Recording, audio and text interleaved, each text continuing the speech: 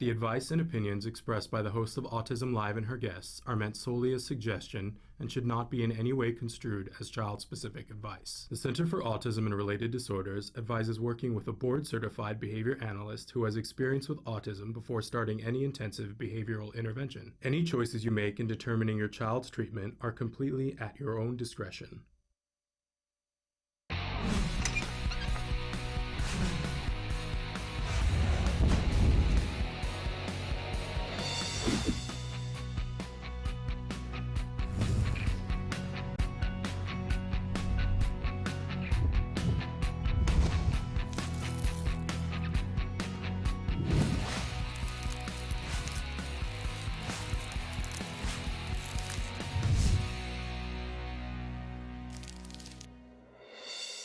Good morning and welcome to Autism Live. I'm Shannon Penrod and we're coming to you live from the Warner Center in Woodland Hills, California. How are you this morning? I'm good and I'm glad to be here with you. I'm Shannon Penrod and I want you to know that this, where we are right now, it is the home for Autism Live in the Warner Center, but it is also the home for the Center for Autism and Related Disorders. We're very excited to be here. I'm an autism mom. I like to say that right from the jump, as they say. I'm a very proud autism mom. My son was diagnosed with autism at the age of 2.5, and we're one of those families that got incredibly lucky. And if you need to hate me for that, bring it.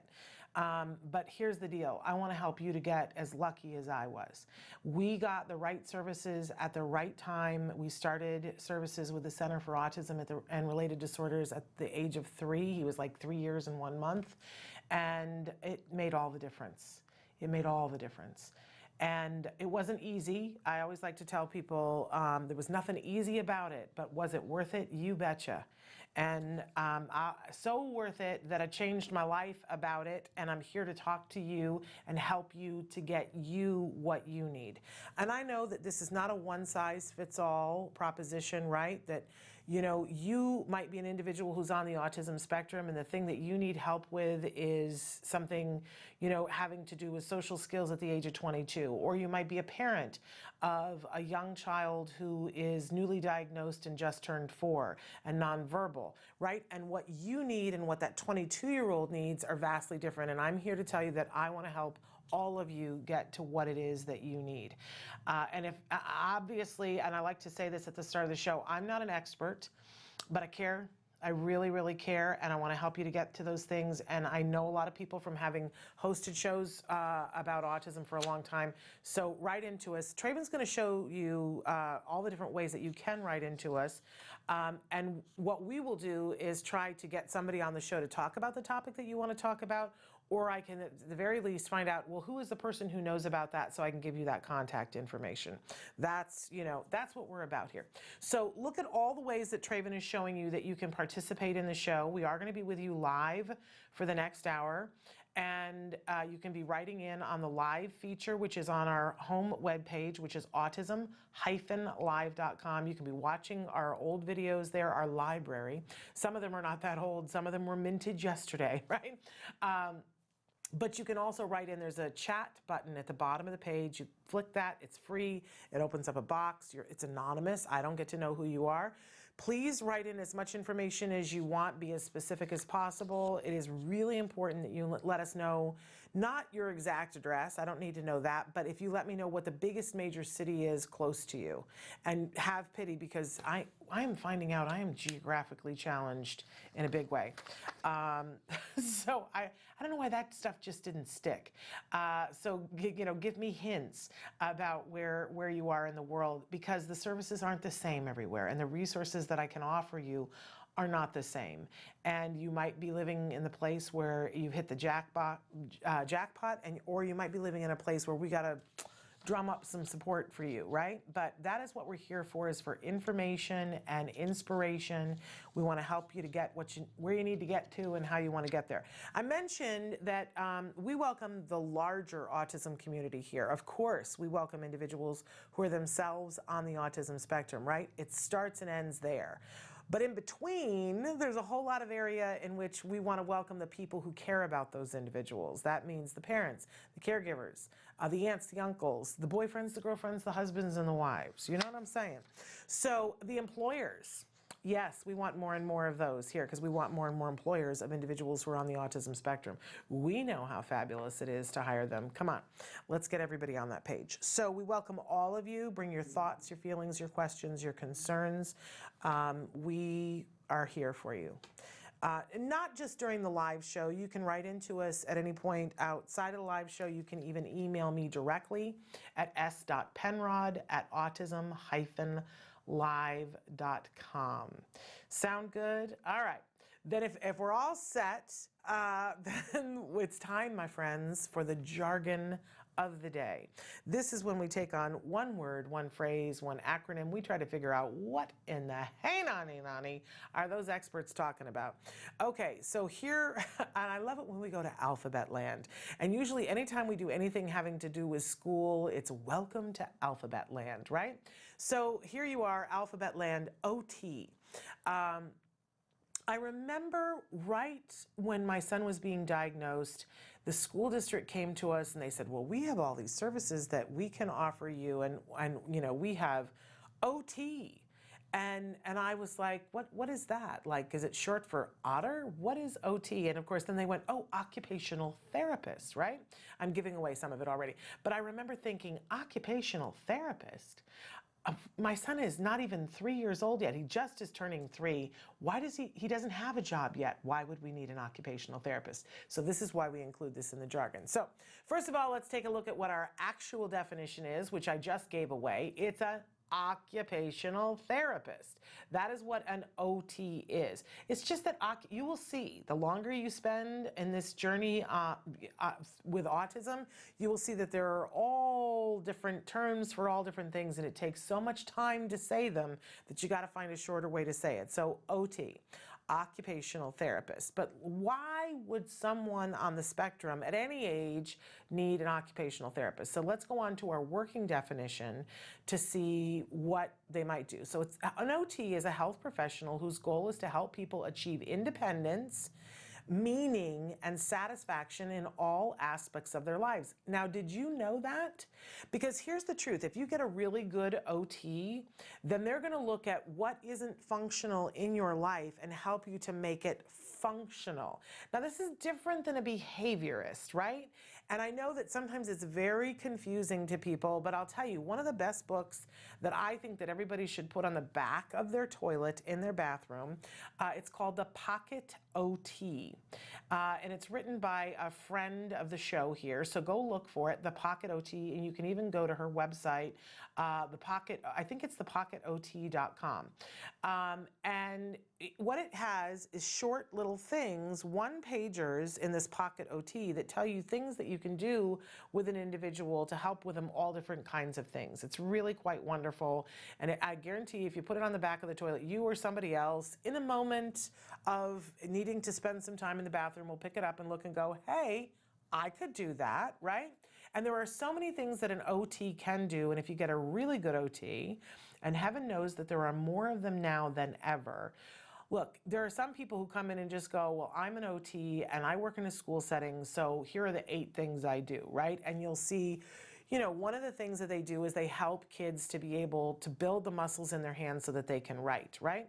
An OT would love this little thing that I have on my pencil here that helps to make a pencil or a spoon adaptive. I can do this way for a small kid to be able to do the crayon thing, but I really don't want to foster much of that.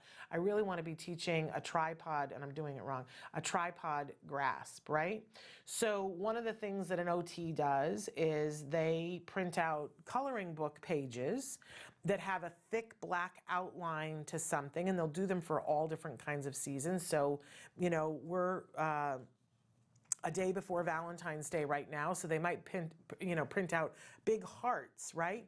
And they'll give them to the kids, and they have them lay down on their bellies, on the floor, on the carpet, and they give them a push pin, and they supervise greatly, right? And they ask them to push through the paper into the carpet with the push pin all around the outline, and then they'll hold, when they're done, they'll turn the paper over and they'll hold it up to the light, and the kids can see that they have made the shape with the push pin.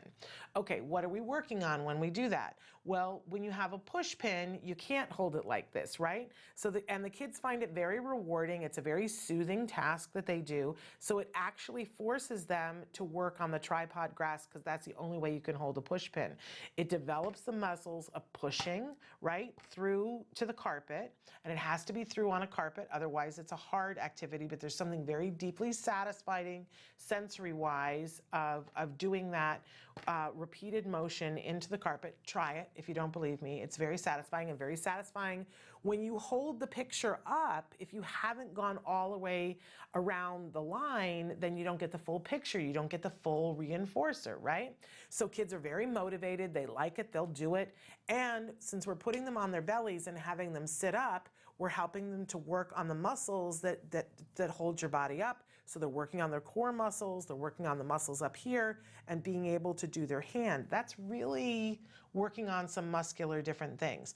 So that's just one example of something that an OT does with a smaller child that's reinforcing, fun, and gets them to be able, this helps build those hand muscles so that they can go back to class and begin to have the muscles to be able to write and build towards that. So imagine, you know, for a 16-year-old, what an OT can do. OTs can help with sensory regulation. If you have a 16-year-old who is having a difficult time with noises, let's say, we've had people write in before and talk about being in a cafeteria, that in younger schools, they have like a multi-purpose room, and it's the room where they do this, they do that, and sometimes it's got better sound protection than other rooms, whereas some older schools, like high schools, have the gymnasium, this wood floor and cinder block walls, and they all go in there to have lunch. And for our kids, this is a sensory nightmare, right? It's echo, echo, echo, echo, echo, and all these people talking, and they just can't handle it. So a really good OT who knows their stuff will work on sensory processing, and they can do a systematic desensitization, where a good OT would go in, record that room during lunchtime when it's really, really loud, and start having the tape recording of it play in the background when we're working on something that's totally fine, and start with it at, like, not even at 1, at half, and slowly turn up until it's at the volume that it's at during school, and the individual, the 16-year-old, has built up a tolerance to it. So OTs are pretty fabulous if you've got somebody who's really good and knows their stuff. Check out the Pocket OT to get some ideas about what kinds of things that an OT can do, and check out her website. She even has CDs that are just sound sensitization, so that she's got things like sirens and stuff like that on her CDs, so that you don't have to go out and record a siren if your child is sensitive to those.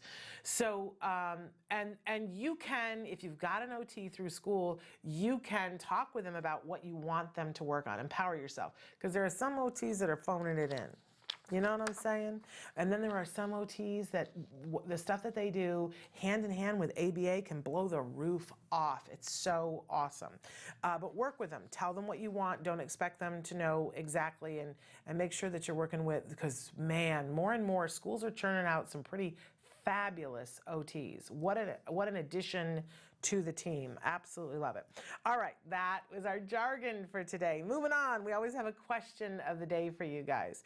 And you can write this in on YouTube, you can write it in on Periscope, on Facebook. We love it when you guys talk with us, but also on our live feature. And so we're putting it out there because I know that there are some of you that have great stories about what an OT and what OT services have been able to do to help you or your child. So let's put it up there, because a lot of people don't know what these services can do, so they're settling for nothing, or like that watered down sort of OT, the person who doesn't quite know what they're doing. So write in and tell us examples of how OT has helped you or your child. We'll be checking in later on to see some of those. Okay, and that moves us over to our topic of the week. And our topic this week, all week, has been this idea of your inner circle. These are the people who are your go-to, right? They're the people that you're going to go to when you need help, when you need support. And I want to just say that I think when you or your child has been diagnosed with an autism spectrum disorder, this group of people becomes that much more important, right? And it shifts sometimes. Sometimes the people who were your inner circle, they end up stepping a little bit back and other people step forward. And this is okay. Sometimes it feels bad, but I'm here to tell you that it's okay and it's a thing to be embraced, right? That I remember one of the first things that somebody said to me when my child was diagnosed. They said, welcome to the club that you never thought you wanted to belong to, but once you get here, you're going to see it's filled with really amazing people. And I certainly have found that to be very true. In the beginning, I was like, I don't want this to be my club. I don't want to have to be in this category. And now I proudly claim it as my tribe. I wouldn't want it any other way because I have met some of the best people on the face of the earth. And they are a part of my inner circle now. And they are people that I did not know before my child was diagnosed with autism. And look, I had and have some really amazing people in my life who are what you call those really good friends. Really good friends. But I have more now. And they are people who get it. And that you got to have people who get it. Because there's some stuff that you need to be able to say to somebody that your best friend who's got 3 typical children who you have trusted with absolutely everything your whole life, and you go and you say to them something and they're like, no, but that's not a thing. Look, I remember even the smallest things, right? I remember a friend calling me up and saying that her child, her neurotypical child, had yelled at her and said, I hate you, and ran down the hallway and slammed the door in her face. And this was like a 5-year-old child. And my son had been diagnosed with autism and had become nonverbal. And she said to me, it's the worst thing in the world. And I got to be honest, I was not the most compassionate person on that day, because I was like, it's not the worst thing in the world. I know that you're having feelings about it, but it's not like. And she said, you wait and see when Jem does that to you, and when he tells you I hate you and runs down the door and slams the door and says, I don't want to talk to you, you'll see. And I said to her, bold face, I said, I will celebrate on that day, because it means that my son, if he can say I hate you, he can say I love you. And I don't know if I'm ever going to get that, right? If he is mad enough at me that he says I hate you and he runs down the door and slams the door and says, I don't want to talk to you, I'll be going, you know what I mean? And like, maybe it was not the moment to say that to her while she was having a problem, but she didn't get that, right? And she wasn't in the place to get it. But let me tell you, I did get to that day, and my son said, I hate you, and he went down and slammed the door, and I was doing the party. And, right? Because I knew it wasn't gonna last. I knew that wasn't going to be the end of the story, and I was thrilled that he could convey to me his feelings, and that I could, that I could understand his frustration, and that he was frustrated with me because he wanted something, and I was not giving into it. Whew, celebrate, right? That was a day to celebrate. So it was important for me to have a friend that I could talk to about that, and the friend could say yes, and that, and maybe don't say that to your friend with the neurotypical children, because she's not going to get it. You're wasting your breath there. For me to go, oh, okay, yeah, no, you're right. I shouldn't be talking about that with her. She was going through something real, and I could have been more compassionate if I had a place to share what I was going through. You see what I'm saying? Your inner circle has to meet your needs. And when you or your child have been diagnosed on the autism spectrum, you're going to have some needs that aren't what it was before. So cultivating that inner circle, getting the right people in there so that you are supported. When you feel that way, it's the best, right? We're just about coming up to, we're mid-February now, and which means we're just a hop skipping away from April. And I would tell you, if you don't have an inner circle, April is the perfect time to find these kinds of people to welcome into your circle. I would encourage you to look now. There are events that are going to happen in your area that are going to be autism-specific events, and your if you will go to them and have an open mind and an open heart, you are going to meet people at those events. So if you've been waiting to find your inner circle, let me just tell you, April is the best time. You can find people any time of year, but April, it's easy. You're tripping over people. Right? So keep that in mind. Okay, moving on here. We have a great show for you. I'm so excited because we are going to welcome for the first time on the show Erin Herman, and she is the creator of Stinky Boys Soap Company. What a great name, right?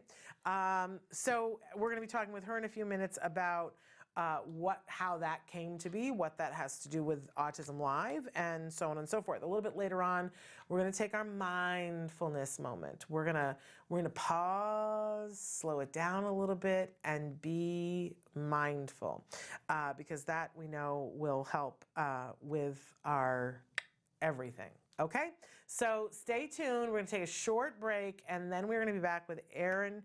I guess, no, we're doing mindfulness first. It helps if I look at the schedule. So stick with us. We're going to be right back. We're going to take a mindfulness moment, slow it down, get it all together. Stick with us. Hey, I'm Candace Cameron Bray. Tom Bergeron. You're watching Autism Live. And you're watching Autism Live. And you're watching Autism Live. You're watching Autism Live. Do you provide care services to someone with autism? Recently, more and more children are being diagnosed with the condition and getting the support they need as awareness grows.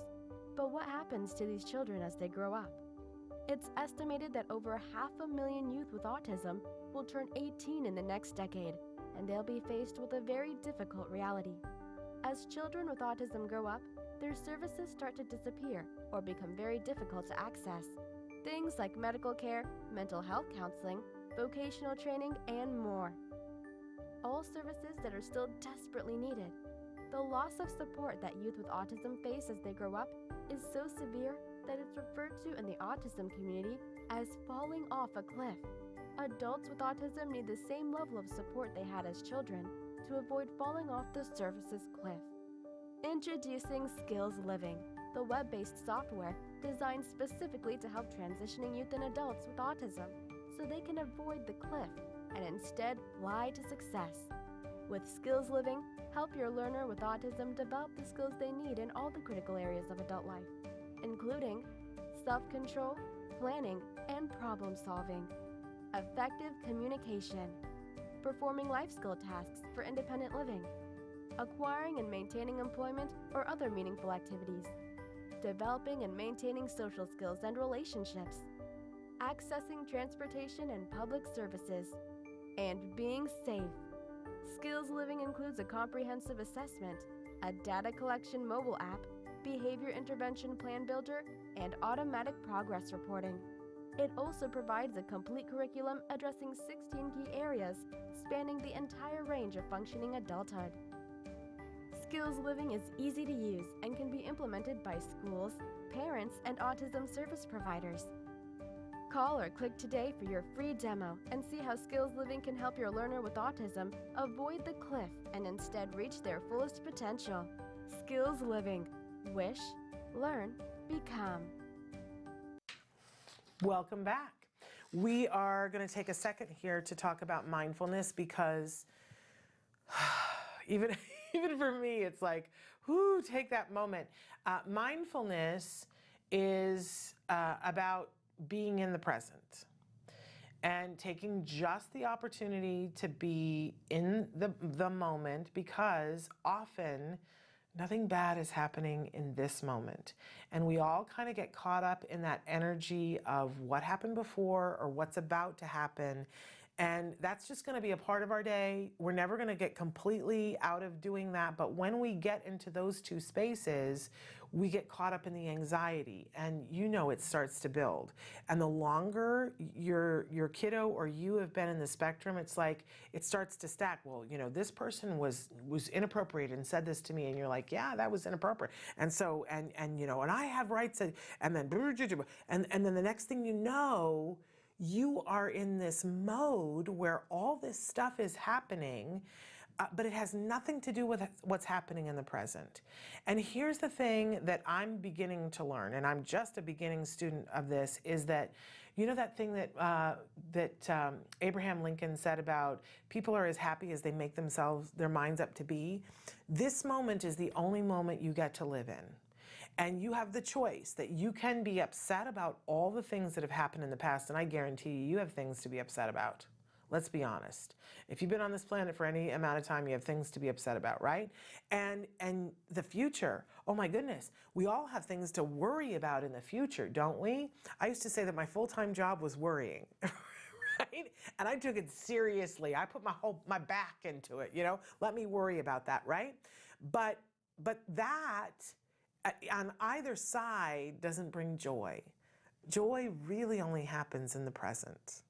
So if we can get ourselves present a couple of times a day, even once a day, and be in this moment, then we can make the choice to open ourselves up to joy, right? So it's very easy for us to get in this moment present. It starts with the breath. But honestly, I encourage you guys always, let's all put our feet flat on the floor someplace, and let's put our hands flat on something. It can be on your thighs, on the arm of your chair, on the desk in front of you, but just put your hands flat, and then let's take a moment, and let's inhale as slowly as we can manage and as deeply as we can manage. And you might find that you get to a point and it kind of hitches. And it could be because you've had some upper respiratory thing, or it could be that you haven't really taken a big, deep, slow inhale in a while. So let's just all take a moment right here.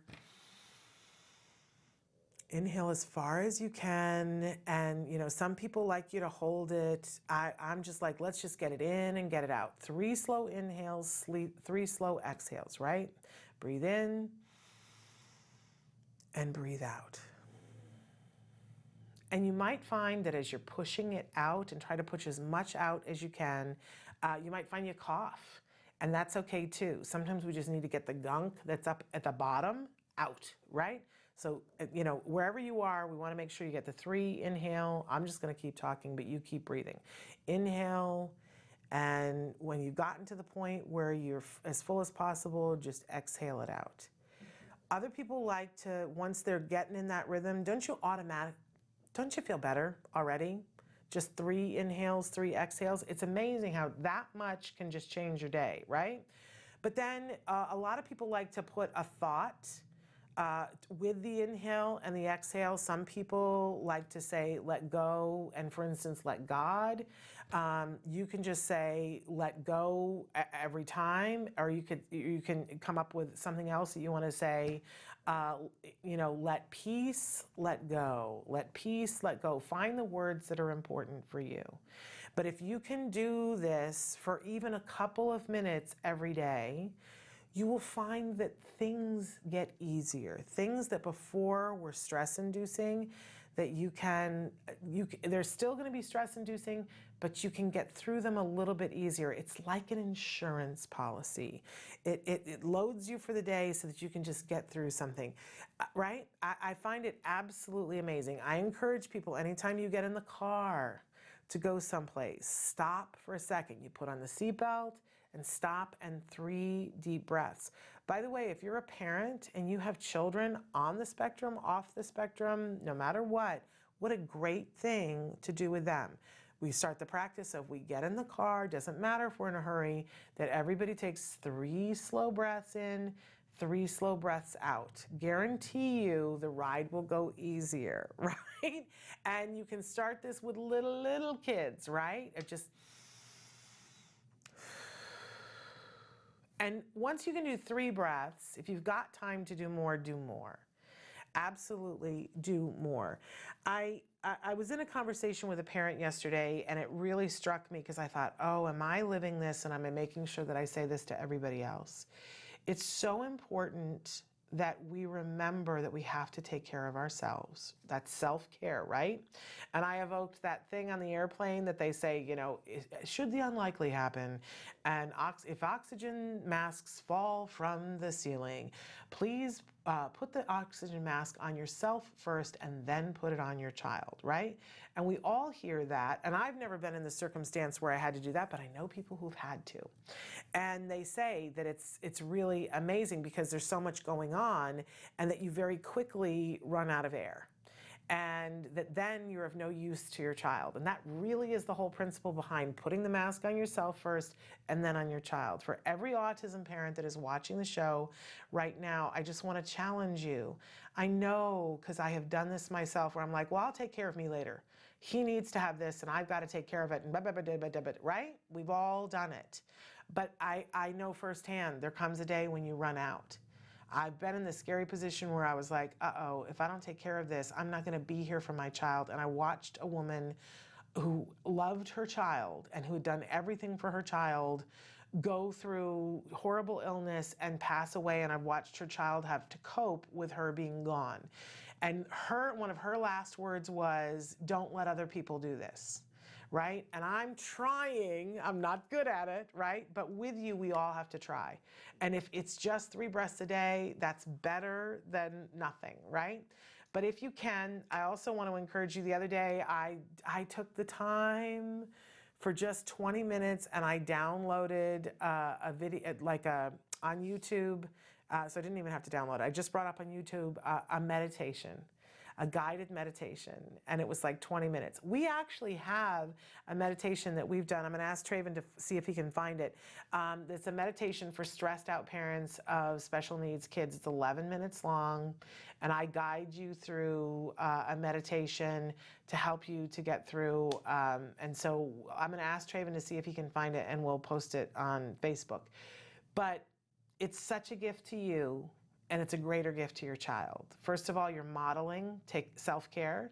How do you want them to be when they grow up? Do you want them to take care of themselves? Well, we have to show them what that looks like, or they don't know, right? But it makes you more present for your child when you're done, and it's gonna keep you there longer for them because it helps with all the stress and blood pressure. So mindfulness, just getting in this moment. It doesn't have to be you doing yoga, Bikram yoga, where you have to drive across town and get hot and upside down. Please, if you're into that, do that. But you don't have to be able to be mindful. Every little bit helps, right? Okay, there's our mindfulness for today. Hopefully you guys feel a little, I do, I feel more calm. All right, we're gonna take a break and then we are gonna come back. It is almost time for Erin Herman, Stinky Boys Soap. Stick with us.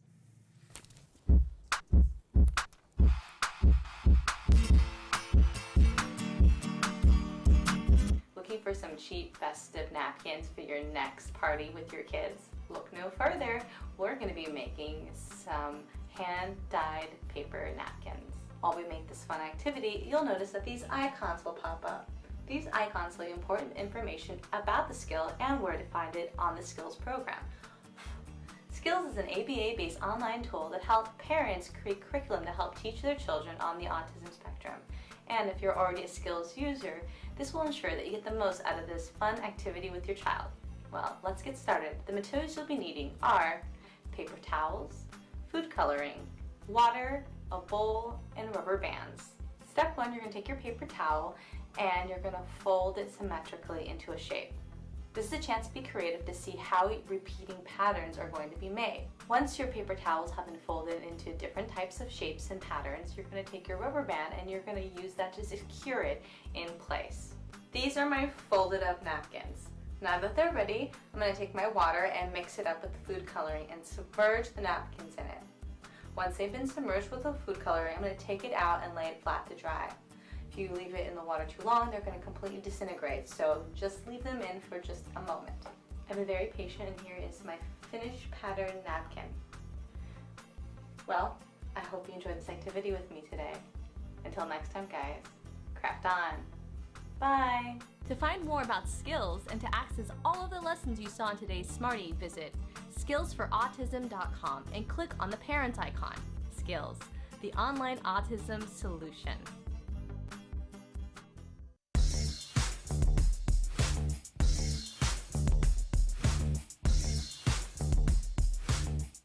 Parent to parent, One of the most frightening things there is when your child wanders away or elopes.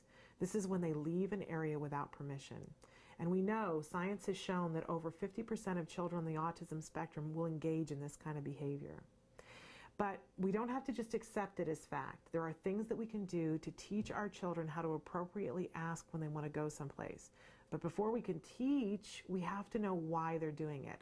Are they wandering away to go to something, or are they wandering away to escape something? Really important that we know that. And once we do know that, then we can put in place these really effective teaching strategies.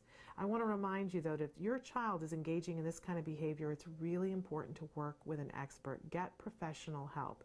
They'll be able to effectively figure out why your child is doing it and put an intervention in place that's effective. And when you stop and think about it, there's nothing more important than keeping our children safe. You might be asking yourself, a BIP, what on earth is that? You say howdy, we say hi. Let's get rowdy, let's get wild. Let's get wild. Let's get wild. Let's get wild. Let's get wild. Hi, welcome back to Autism Live. I'm Lisa Ackerman. I've got Kristen Selby-Gonzalez here with me today, and the feedback overwhelmingly. Oh, chicken nuggets! Probably one of the easiest recipes on the planet. We know all of our kids love chicken nuggets. Let's talk about corn. GMOs, genetically modified foods, are no bueno for a lot of folks, and we agree. So I've actually called the manufacturers to make sure these are GMO-free product. Really simply, what I did with the corn flakes is just the old-fashioned crush away. That's just the easiest way. Maybe you can crush that a little bit for me. That's something our kids can help us with, yeah, if we're doing cooking with them. Well, and fine motor improvement. Absolutely. Boom. Sensory issues. Boom. A lot of people will over-season. They season for adults. So from the standpoint of just putting it in enough flavor. Now that we got our base, our coating in, I'm going to work on how we coat the chicken. Now, Kristen, was Jax ever allergic to eggs? He has been. There's a lot of options with eggs. Don't you know that you can also look at duck eggs, Really? quail eggs, and other types of eggs that even though they look the same in the bowl, they're different on the allergy panel. Let's say you find out you're allergic to every egg on the planet.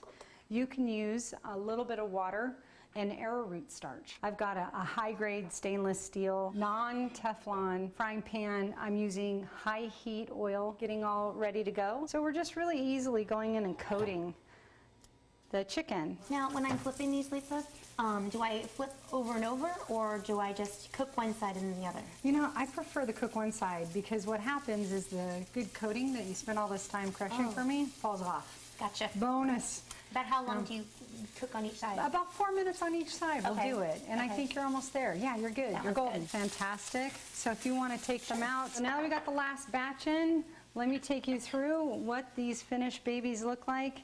Like I said, you're going to have some happy families out there wanting to eat this. This is so easy. You saw how quickly we got in and done. Just want to remind everyone, we really want feedback at Autism Live and want to know what you want to see next.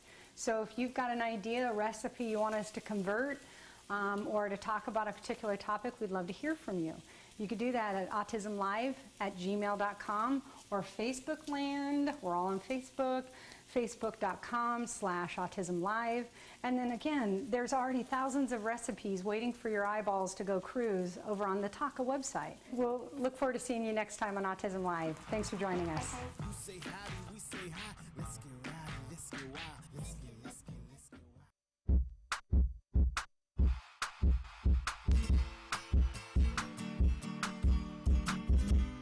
Hi everyone, welcome back. For the month of February, I thought it'd be a great idea to work on an activity that would help your kiddos identify and label emotions. And to help me out today is my good friend, Jamie. Hey, Suzanne. Hey there, Jamie. Hey, how can I help? Well, the way you can help me out is that because you're a sock puppet, you can do things with your face that I cannot do. No way. Totally. The way you can do it is that, you have interchangeable features, which means you can make super exaggerated faces, which makes it easier for kiddos to identify them and to label them. Uh-huh. Hey, I have a favor to ask you. Yeah? Can you help us out and show us some of your faces you can make? Of course. Here we go. super mad. I was super mad. Can you show us another one? Sure. Ooh, you look super sad. I was super sad. All right, can you show us one more? One more. All right. You look super excited. I was super excited. I am too. You know why? Because I really want to show everyone how to make a little buddy like you. So let's get started. The materials you'll be needing are googly eyes, felt, a hot glue gun, imagination, scissors, Velcro, some heavy cardstock, and a clean sock. All right, let's get to it. So the first thing you want to do is you're going to grab your sock. Hopefully it's not dirty and used. It's a clean one. And what you're going to do is that you're going to take your sock, fold it in half like so, and then you're going to take your scissors and cut down. The reason we're doing this is that we're going to make an area for the mouth. The next thing you want to do is you want to trim the inside a little bit, because if you don't, it's going to have an overbite. So I'm just going to take my scissors and just trim a little bit off, not much. Now that this guy is ready, I'm going to take a hard cardstock or note card or whatever you have that's a piece of paper. I'm going to fold it in half, and what I'm going to do with this is going to be the inside of its mouth, the kind of reinforcement so you're able to move its mouth around. So I'm going to just cut it into an oval. And don't worry, if it's a little too big, you can always trim it. With this sock puppet project, the materials we'll be using, like the hot glue, is not something for children. So this is something you're going to be doing by yourself and then asking your child to join in once the puppet is ready to go. All right, now that I got that out of the way, let's start gluing. I'm going to take my hot glue gun and I'm going to glue it on the paper. Okay, once I have that, I'm going to put that in the inside of its mouth, and then I'm going to take the sock and then pull it over the edge and cover it the glue. All right, so now that I have the bottom part done, I'm going to do the same thing to the top. So now that we have this part assembled, what we're going to do is we're going to take a piece of felt and we're going to cover this area so you don't see all the scraggly stuff. So I have my piece of felt right here. I'm going to fold it in half and I'm just going to cut out a similar oval shape. And again, don't worry if it's too big. You can always trim it after we glue it on. I'm going to glue it inside. All right, now we got pretty much the base of the sock puppet. He's got a moving mouth, but wait, he's got no features. We got to help him out with that. So what I'm going to do is I have these pieces of Velcro that I bought that are already sticky on the back, which makes my life a lot easier. And I'm going to peel this off and place it where I want his eyes. So one there and one there. And then I'm also going to put them also along his mouth. And then if you want to get fancy, you can put some for his eyebrows as well. So now that I have this, we should be making some features for him. I'm alive! Alive!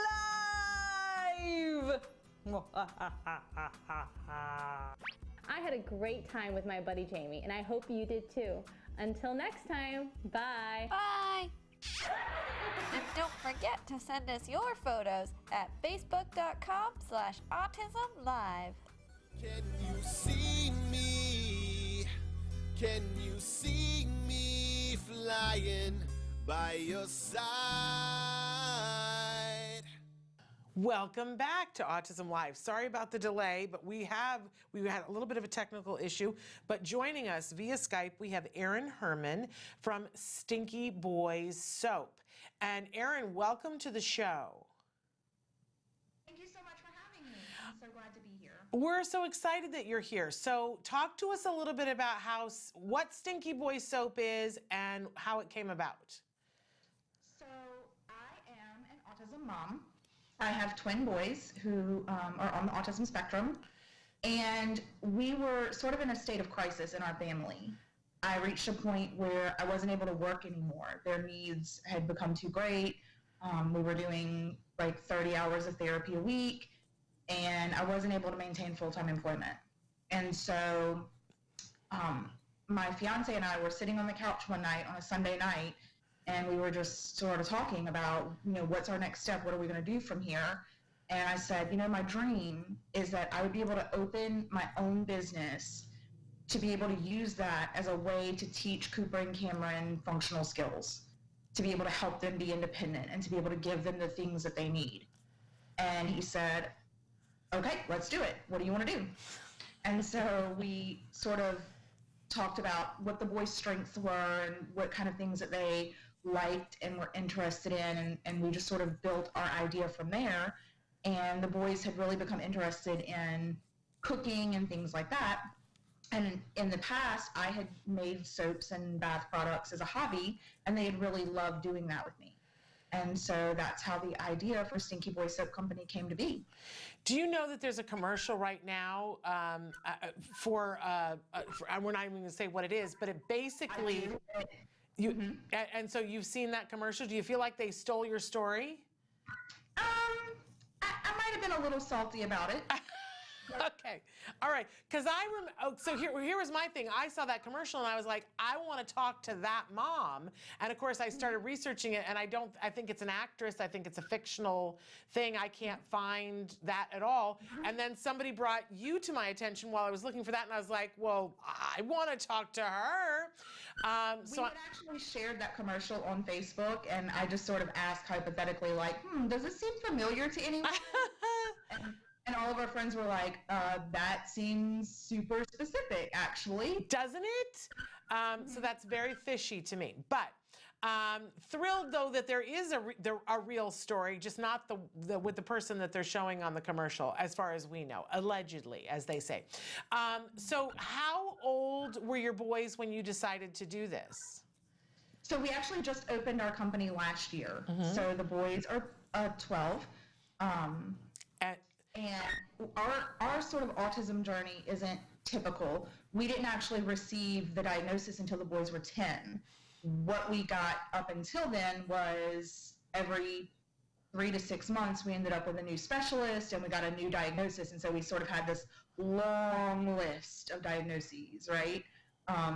That were basically just them diagnosing the symptoms of their autism. Isn't that so frustrating? So we didn't get an official diagnosis until sort of late in life. And so we were sort of behind the mark a little bit. I didn't have the services in place. You know, we had done speech therapy and occupational therapy and all of these other things, but we just sort of felt like we were behind where we needed to be, right? Like, had we had a diagnosis earlier, we would have had better services in place and more appropriate services in place for them. But that just wasn't in the cards for us. And so as a mom, I did what I had to do. Well, and let me just say to you that, Erin, we only had to hear from you for 30 seconds, and we're all like, oh my gosh, I want to be you when I grow up. Because first of all, you at the age of 12, you were already worried about and addressing your children going into pre-employment and employment and entrepreneurial skills. So you are so far ahead of the rest of us that you deserve to have a statue in a park named after you, right? And second of all, for you to be here doing an interview with us, and you already have your beautiful logo framed behind you, and you know, I'm sure that you're busy making soap and wrapping soap and doing all these things, but you look fabulous, and you're even wearing pearls, girl. And you're saying to us that you hatched this while sitting on the sofa with your fiance, and people are like, she's got a fiance, she's got twin boys, diagnosed on the spectrum, and she's got a fiance. I think you have it all together. I really don't. If you saw the stack of dishes in my sink, or the 18 loads of laundry that need to be done right now, we really are just living our lives. I think you're just trying to make me feel better now. And it does make me feel better. We really are just a hot mess, but this is our life, and that's what we tell people all the time. Like, I'm not an expert on anything. I'm not even an expert on soap, right? Like, I'm not the expert on anything, but I am the expert on my kids. And we knew that there were skills that the boys needed, that I needed to be able to, for them to be able to use those skills in every part of their life now. Which is right? wonderful. And a lot of those skills are the same skills that you use to run a business. They need to be able to self-initiate tasks. They need to be able to manage their time. They need to be able to do a lot of the same things that we use to run our business. And so I thought, well, you know, if I can give them a real life opportunity to see those skills pay off, then they'll be motivated to use those same skills in other parts of their life, like school and making friends and things like that. Well, talk to us about the soap. We want to, because I want to buy some, and I'm sure other people do. So my fiance and the boys like to say it's the best soap you've never tried. Currently, we make all organic goat milk soaps. We make goat milk and honey lotion, and we make raw beeswax body balms. Wow. We don't use any artificial preservatives, colors, fragrances. Everything that we use is completely natural and organic. We use only certified organic essential oils in our products. Everything is made, we actually converted the shed behind our house into our shop. Everything is made right here at our home. It's made by us. It's hand wrapped by us. It's packaged by us. It's shipped by us. Have you got anything you can show me there in front of you? Do you have any products so we can see what it looks like so we can recognize it when we see? Actually, yeah, can you give me 1 second? Yes, Traven, bring it back to me while she goes, okay, is everybody else as intrigued as me? Because, like, I've been looking for these kinds of products anyway, and to be able to support an autism mom and her 2 boys in their entrepreneurship journey with the ingredients that I was looking for anyway, that top of my head just came off and flew around the room. Is it just me? And love, I gotta say too, that I love her logo. I love that they're showing boys at different stages of their development, because boys, all right, let's talk about this. Boys hit a point where all of a sudden they get a little stinky. I know that she's back. You got some product you can show us? I do. So these are a couple of our soaps that we have. Love the packaging. See, I knew I would. Yeah, so all of our soaps we hand wrap in brown paper bags, and that's sort of a special touch from us. So when I was growing up, my grandfather always wrapped gifts in brown paper bags. And he always said that the best gifts in life come in brown paper bags. And so we thought that was really a special touch that we wanted to add. So we wrap all of our soaps in brown paper bags because it's our gift to you. We're using our gifts to create something special for all of our customers. Love it. Absolutely love it. So where do we purchase, Erin? So you can purchase any of our soaps on www.stinkyboyssoap.com. You can also check out our Facebook page. The twins actually do Facebook Live videos where they talk about their autism and what it's like for them and how they interact with the world and what they would like other people to know about what it's like to live with autism. Wonderful. So yeah, this has really given them an opportunity to be able to sort of self-advocate and to practice some of those self-advocacy skills that they're going to need as adults. Absolutely. What a smart mom you are. Now, what's the goal? What do you want to do with Stinky Boy Soap? Like, are you getting ready to go on Shark Tank or anything? What's happening? People ask us all the time about Shark Tank. I don't know.